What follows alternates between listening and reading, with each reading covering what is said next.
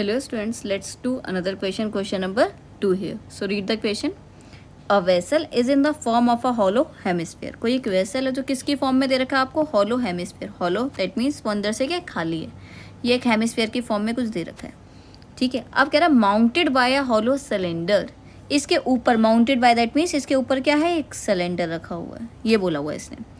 The diameter of the hemisphere. Diameter अगर hemisphere की 14 है, यहाँ पे जो डायमीटर है वो आपको कितनी गिवन है? 14. तो रेडियस तो उसका हाफ होता है ना, तो रेडियस ये वाला पार्ट और ये दोनों पार्ट क्या हो जाएगा? 7. तो रेडियस कितनी हो गई है? 7. नेक्स्ट कह रहा है total height of the vessel. That means ये पूरा जो दोनों शेप से जो मिलके बन रहा है ना, टोटल हाइट ये कितनी दे रखी है? 13. आपको फाइंड करना है inner surface area of the vessel.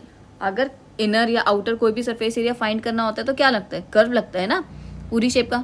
इसने बोला find the inner surface area of the vessel. तो दोनों शेप्स का हमें इनर सरफेस एरिया फाइंड करना है. तो क्या क्या शेप्स दिख रही है यहाँ पे? एक तो हमारे पास क्या है? सिलेंडर है, और एक क्या हमारे पास? हेमिस्फीयर है. तो यहाँ पे हम क्या करेंगे? दोनों का सरफेस एरिया निकालना है ना, तो कर्व सरफेस एरिया किसका लेंगे? सिलेंडर का, क्योंकि इनर आउटर में कर्व ही लगेगा. ओपन है ना वो, तभी तो इनर का निकाल रहे हैं. और साथ में कर्व सरफेस एरिया किसका लेना है? सिलेंडर के बाद किसका? हेमिस्फीयर का. यही होगा यहाँ पे. तो सिलेंडर का कर्व सरफेस एरिया क्या होता है? 2πr/h होता है.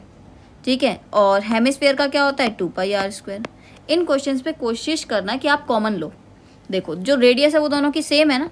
जब रेडियस दोनों की सेम है तो एक काम करते, देखो 2πr दोनों के पास सेम है, इसलिए हमने कॉमन ले लिया. तो यहाँ पे क्या बचेगा? h, और यहाँ पे एक r बचेगा. कैलकुलेशन ईजी हो जाती है कॉमन लेने से. अब एक बात समझते हैं. देखो 2 ठीक है एज इट इज़ रहेगा. पाई की वैल्यू नहीं गिवन है तो 22/7, और रेडियस मुझे पता है. लेकिन मेन बात, चलो ये वाला जो आ रहा है ये भी मुझे पता है. ये h किसकी है? सिलेंडर की. मुझे जो हाइट है वो पूरी दे रखी है. देखो एक चीज़ बताती हूँ, ये हेमिस्फीयर है तो इसकी ये जो रेडियस है कितनी है? 7 है. तो ये भी तो रेडियस ही होती है, ये भी तो रेडियस होती है. ये भी कितनी है? 7 है. तो इस 13 में से अगर ये 7 वाला पार्ट हटा दूँ तो कितना बचेगा? 6. दैट मीन्स आपकी जो हाइट है वो कितनी हो गई है? 6. यहाँ से 7 से 7 कैंसिल हो जाएगा. 2 × 22 करोगे कितना आएगा? 44. और इंटू में यहाँ पे कितना आ जाएगा? 13. कर दो मल्टीप्लाई. 13 4 से क्या होगा? 52. 5 कैरी. 13 4 से 52 + 5 कितना हो जाएगा? 57. एरिया फाइंड करा है तो किस में आएगा? Centimetre square. आया समझ? Curve surface area that means वो खुला हुआ है ना, तभी तो हम कर्व लगा रहे हैं वहाँ पे. ठीक है, तो कर्व सरफेस एरिया सिलेंडर का प्लस कर्व सरफेस एरिया किसका लगा दिया? हेमिस्फीयर का. ये हेमिस्फीयर की जो रेडियस है ये भी रेडियस और ये भी रेडियस ही तो है.